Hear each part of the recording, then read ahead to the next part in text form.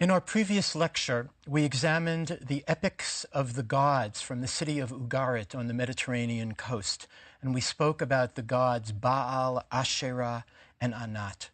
We move in this lecture and the subsequent lectures from the stories of the gods to the stories of human-god combinations, and we embark on our journey into the Epic of Gilgamesh. This and the subsequent lecture will cover that epic.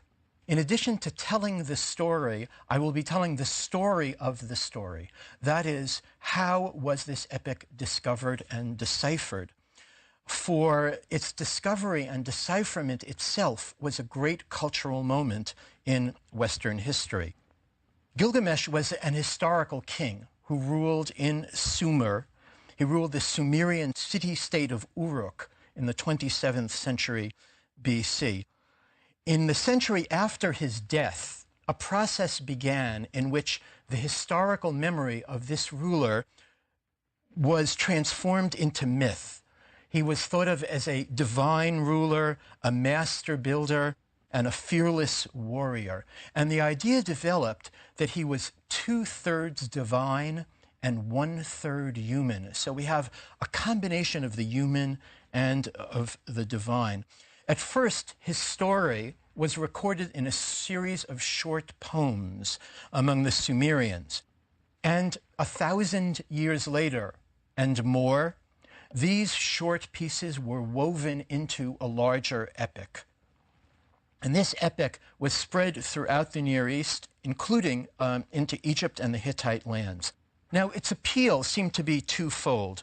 First, it was a story of great adventure. It told of gods, of humans, of human-god combinations, of animals, of the spirit world, and there was quite a bit about human sexuality and ideas of what we might call divine sexuality, sexual activity among the gods.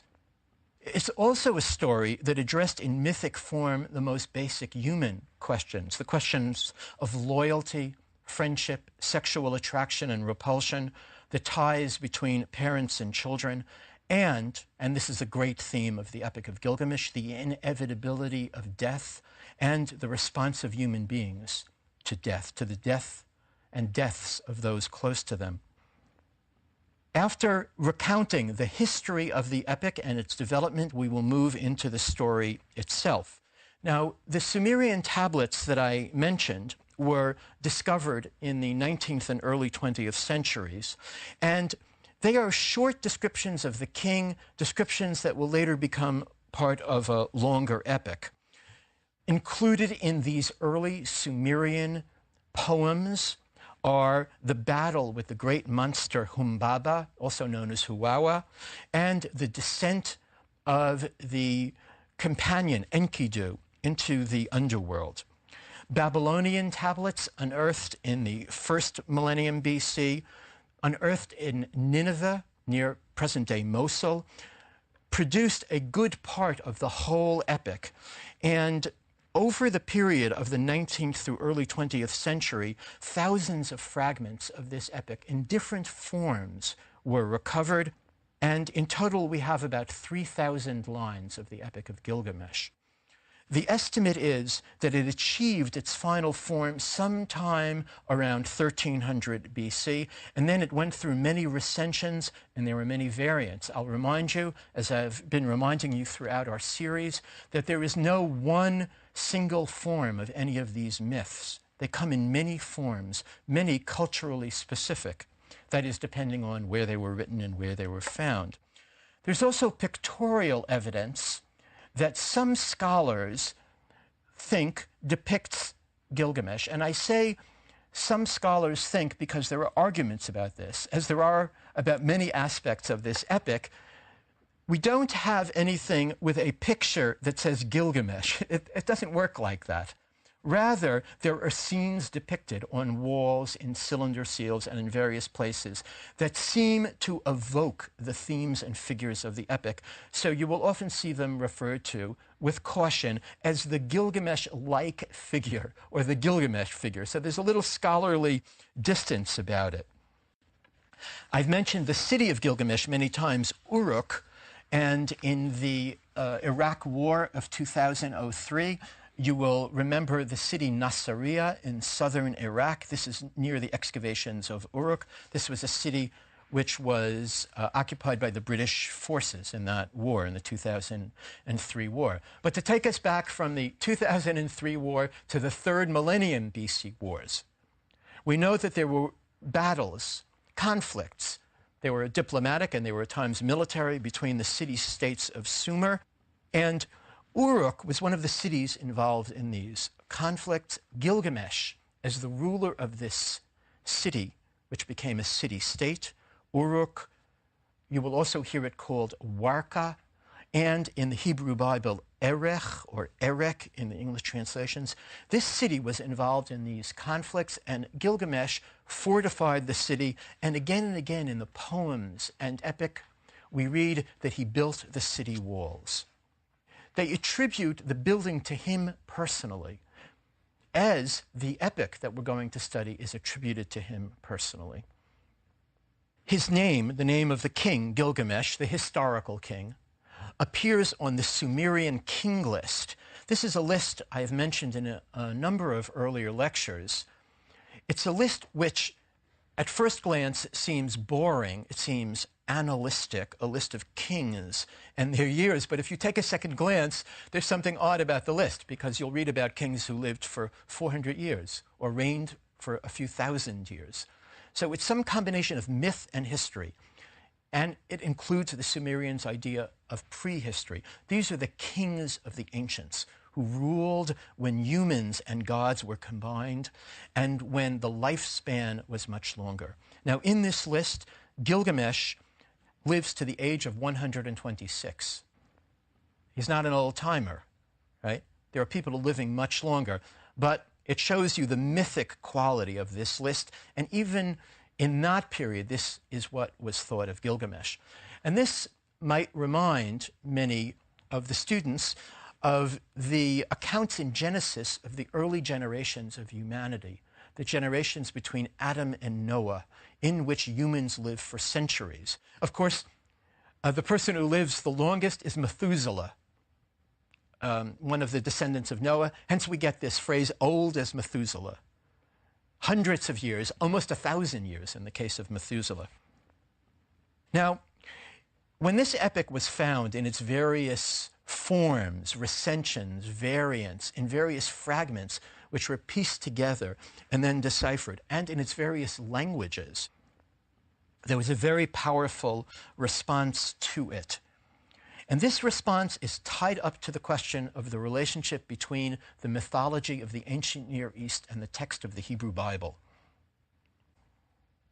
In an earlier lecture, I described at length the 1872 talk by the British academician George Adam Smith, in which he read what he called the tale of the Babylonian Noah. He read some of the Gilgamesh epic, which told of a universal flood, and he compared it to the biblical epic. This caused a great response, both positive and negative, among the British, American, and European publics, because it seemed to threaten the originality of the biblical narrative. And with that threat seemed to come a threat to the authority of the biblical narrative. Now, I'm not going to go back to that lecture now, but I want to mention another lecture which focused on the Epic of Gilgamesh and other parallels to the Hebrew Bible. And that was the lecture, or rather set of lectures in 1902 by the German academician Friedrich Delitzsch. And Delitzsch gave a series of lectures which he titled Babel and Bible. That is, Babylon and the narratives of the Bible. And in it, on one of the early lectures, he spoke about the flood tablet of the Epic of Gilgamesh and other Babylonian parallels to Genesis. And this had, in the German-speaking world, and when these lectures were translated in the English-speaking world, a remarkable cultural effect. All the newspapers wrote about them, journals wrote about them. There were lecture series about these lectures. In these lectures, Delitzsch bent over backwards to privilege the Near Eastern mythological accounts, including the Epic of Gilgamesh, as against the Hebrew Bible. Now, this was very different than what had been happening since Smith's lectures of the 1870s, where there was a move among many Christian clergymen and Christian thinkers to say, yes, there was a similarity between these epics and the Bible, but the Bible was superior. The Bible was ethically more powerful. It spoke to us. The Bible was monotheistic. These texts were pagan. They were polytheistic. Now, Delitzsch turned this around. He said, the Epic of Gilgamesh, its flood tablet, and other myths, they are better than the Bible. They show us a more tolerant world, a more varied world. They show us a mythological world that humans can relate to better than they can relate to the monotheistic world of the Bible. And this, you can imagine, caused quite a furor. Also, Delitzsch veered into anti-Semitism, many scholars would say, in which he essentially said, well, the Hebrew people are responsible for this view that the Bible is ethically superior, and therefore we should distance ourselves from the Hebrew people and from the Old Testament. This is a move familiar to many in the history of Christianity, where we have a tendency to move away from the Old Testament towards the New Testament. So in its first decades, in the first decades after its discovery, there were all sorts of controversies, cultural, religious, academic, about the finds of Babylonia and Mesopotamia generally, and of the Epic of Gilgamesh specifically. In the 20th century, especially in the second half of the 20th century, there was a lot of attention paid to the Epic of Gilgamesh. If you do a web search about Gilgamesh, you'll be overwhelmed. If you look in books in print, you'll find many editions, recensions, novels. A recent novel which uses the themes of the Epic of Gilgamesh. There are many translations, some better, some worse. In preparing these lectures and in speaking to students about the epic, I always recommend that they read more than one of these books to get a full picture of both the text itself and the various responses to the text. The translator, Herbert Mason, noted that Gilgamesh is a kind of touchstone to other more modern works. This is the way many people respond to it. It reminds us of many stories in the Bible and episodes in Homer that are part of our cultural consciousness. I would say at this point, Gilgamesh has become part of our cultural consciousness. So for many people, reading the Iliad and the Odyssey might remind them of Gilgamesh, because ancient Near Eastern mythology has moved into the forefront of reading. Great Assyriologist Thorkild Jakobsen, who has written eloquently about Gilgamesh, called Gilgamesh a revolt against death. Again, returning to the theme that it speaks of the ancient world's confrontation with the inevitability of death. At the end of our lecture, we'll consider again this idea of the theme. Is there one overarching theme in the epic? So let us look at the narrative itself. There's a prologue which reminds us that this is written by Gilgamesh and that he is divine and human. Again, the strange arithmetic, 2/3 divine, 1/3 human. It praises his kingship, his strength, and his dignity. It praises again the walls of Uruk, the like of which no king, no man will ever build again. Gilgamesh was king of Uruk, a city set between the Tigris and Euphrates rivers in ancient Babylonia. Enkidu was born on the steppe, where he grew up among the animals. Gilgamesh was called a god and a man. Enkidu was an animal and a man. It is the story of their becoming human together. So in this opening, after the prologue, we see the reference to the divine realm and the human realm, the animal realm and the human realm. The human as bridging the divine and the animal. And that is a lot of what this story is about, negotiating in human life, the human realm, the animal realm, and the divine realm. To return to the poem, as a king, Gilgamesh was a tyrant to his people. He demanded from an old birthright the privilege of sleeping with their brides before the husbands were permitted.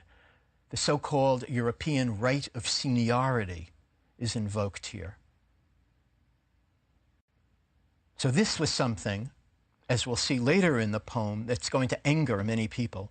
Sometimes he pushed his people half to death with work rebuilding Uruk's walls, and then, without an explanation, let the walls go unattended and decay, and left his people dreaming of the past and longing for a change.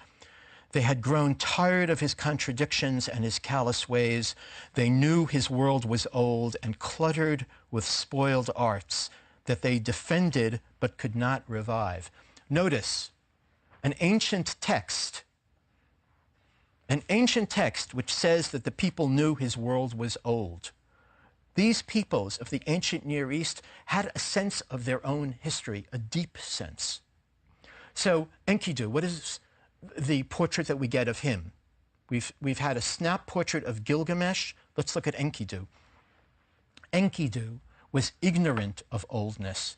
He ran with the animals, drank at their springs, not knowing fear or wisdom. He freed them from the traps the hunters set. A hunter's son one day saw Enkidu opening a trap. The creature was all covered with hair, and yet his hands had the dexterity of men's. He ran beside the freed gazelle like a brother, and they drank together at a pool like two friends, sharing some common journey, not needing to speak, but just continue. The hunter listened to his son's description of Enkidu and was both angry and afraid. He told his son to go to Uruk and to tell what he had seen to Gilgamesh, and to ask him to send a prostitute who would sleep with Enkidu and make the animals ashamed of him. Gilgamesh would understand, for he was a king. So note, please, how sexuality enters this tale in its first opening section. Gilgamesh is abusing the role of king by being a sexual tyrant. Enkidu, as part of the animal world, according to this hunter, can be alienated from that world by sleeping with a prostitute. Very interesting idea. And this point in the narrative moves us into the meeting between Gilgamesh and Enkidu. And it does it in this fashion. Gilgamesh tells the hunter to take a specific woman. Her name is Shamkhat. Now, prostitute also has the valence of sacred prostitution, so she may be allied with the fertility cult. And she, Shamkhat, goes to the place that Enkidu frequents and meets the animals. And she is told by Gilgamesh to seduce Enkidu, and that will stop him from freeing the animals. And it works. And there's a beautiful description in here, which I am not going to read because we only can read selections of the text, where the young woman shows herself to Enkidu. She just takes off her clothes, and he's overcome and stays with her for a week. And in that week, he's transformed into someone human and urban. So we have the theme of sexuality as a transformative power.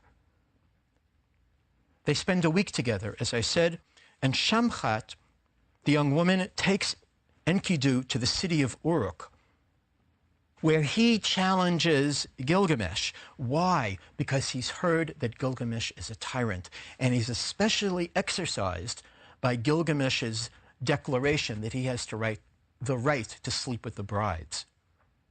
So note, he's become newly human, but he's already highly ethical. It's really fascinating. Okay, so Enkidu is in the city, and he encounters Gilgamesh, and they face off. They have a fight. They're two very powerful men, human men, animal men. They wrestle, and it's a draw. They realize that they've met the match. And once they realize that they've each met their match, they decide to become companions. So here we have the two battling heroes who realize that they're better as a combination.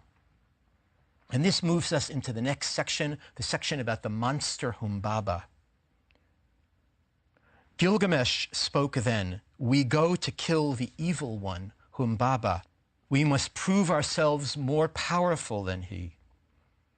Enkidu was afraid of the forest of Humbaba and urged him not to go, but he was not as strong as Gilgamesh in argument, and they were friends. They had embraced and made their vow to stay together always, no matter what the obstacle. Enkidu tried to hold his fear, but he was sick at heart. "I feel the weakness that I felt before come over my body, as if I tried to lift my arms and found that they were hollow. It is Humbaba who has taken your strength," Gilgamesh spoke out, anxious for the journey. "We must kill him and end his evil power over us." "No," Enkidu cried, "it is the journey that will take our life." They enter into the forest, deciding to combat the monster, and exhausted, they fall asleep. And while he is asleep, Gilgamesh has a dream. The dream is that a mountain falls on top of him, but despite the fact that a mountain falls, a great giant saves him, and he's not killed by the mountain. This is his dream.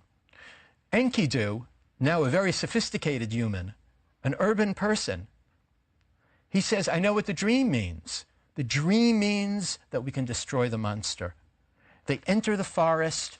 Gilgamesh, in the great cedar forest where Humbaba reigns, wants to draw the attention of the monster, and he chops down a tree. And this tree crashes through the forest and brings out the monster. The monster can overwhelm them, but the god of the sun, Shamash, we could think maybe of blinded by the sun god incapacitates the monster, and the companions are able to kill him. What they do is behead the monster. Now we move into the next section, where it is not enough that the companions kill the monster, but of course they have to meet another challenge. And that challenge comes from both the divine and from the monster realm, the in-between realm. In the morning, when they had bathed and were preparing to return to Uruk, Ishtar, the goddess, came, the city's patroness, goddess of love and fruitfulness and war. She brought to Gilgamesh his royal robes and crown, and hinted that the gods had grieved Humbaba's loss. "Why should you be chosen as the one they blame?" she said in her coyness.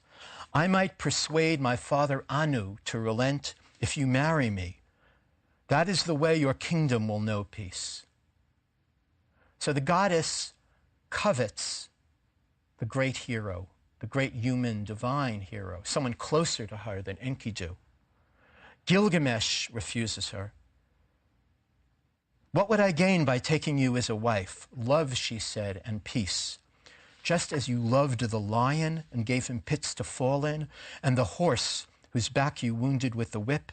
He shouted back at her, "Your love brings only war." And he goes on to recount many betrayals, many ways in which the goddess Ishtar has betrayed heroes. He does not want to be betrayed. Well, the goddess is enraged. And she says, well, these two heroes might have defeated Humbaba, but I'm going to send something else against them. The great bull of heaven, another monster, to defeat both Gilgamesh and Enkidu. Enkidu is able to kill this monster by plunging a sword into its neck. So the first monster, they cut off its head. This monster, he plunges a sword into the neck. And then they tear out the heart of the monster, and they offer it to the god Shamash, who helped them earlier. Well, the goddess is now beyond rage. She's been rejected by a human divine personage. She sent a being against them. That being has been defeated. She decides to take her revenge. And here, Enkidu has a dream. Enkidu dreams that the gods are debating who is responsible for the death of the bull of heaven sent by the goddess. And he recounts in speaking to Gilgamesh all of the different arguments that the gods give. Among the arguments are, Gilgamesh is a human divine. Perhaps the gods should let him live. Enkidu is closer to the animals. Maybe he should die. Yes, but Enkidu is less responsible. He's not a king. Perhaps he should live, and Gilgamesh would die. So he hears all of these. He doesn't know what to do. He tells his friend Gilgamesh about the dream, but Gilgamesh cannot interpret it as easily as Enkidu interpreted the first dream. He somehow is not as savvy. But both of our companions are deeply disturbed by this dream because it tells them that in some way, one or the other or both are going to be held responsible for the death of the monster. And it tells them, it warns them that they're going to be separated. And what is the most important thing to them now? Their companionship. Now, we learn at this point that although both our heroes dispatched two monsters, Humbaba and the Bull of Heaven, when they first encountered Humbaba, you'll recall they came into the forest, that Enkidu hurt his hand, but he paid no attention to it. Now, because of the revenge of the gods, his hand begins to be an open wound and to threaten his life. So he has some kind of flaw, something that will fester. That night, the wound Enkidu had received in his struggle with Humbaba grew worse. He tossed with fever and was filled with dreams. He woke his friend to tell him what he heard and saw. And then the poem gives a long recounting of the dialogue, argument among the gods about who's responsible for the death of the monsters. Gilgamesh, while listening to the dream, realizes that he and his friend are being threatened. Gilgamesh, before this, did not let himself believe that the gods had chosen one of them to die. Enkidu's fever reached its height, and like a madman talking to a wall in an asylum, Enkidu cursed the gate as if it were a person he could blame. I would have split you with my axe if I had known that you could wound. Shamash, who called me innocent, I curse your heart for bringing me to suffer this. He thought he heard Shamash arguing that if the prostitute had never come to him, he would never have known his friend, who sat beside him now, trying to find the gesture to reverse the god's decision or relieve a close companion's pain. So these two companions understand that one of them is going to die, and it seems that it's going to be Enkidu who's going to die. And here we have a central line in this epic. Gilgamesh, though he was king, had never looked at death before. Gilgamesh, though he was king, had never looked at death before. Enkidu saw in him, in Gilgamesh, a helplessness to understand or to speak, as if this were the thing the other had to learn and he had to teach. But visions from his sickness made him helpless as a teacher. All he had to give was being weak and rage about the kings and elders and the animals in the underworld that crowded sleep, about the feathers that grew up from his arms in the house of dust, whose occupants sat in the dark, devoid of light, with clay as food, the fluttering of wings as substitutes for life. And here we go into a long description of the netherworld. Enkidu already sees what the next world will be, this half-existence. Gilgamesh now felt himself singled out for loss, apart from everyone else. All he knew was grief, endless in its hidden source. He was like a hungry animal through empty lairs in search of food.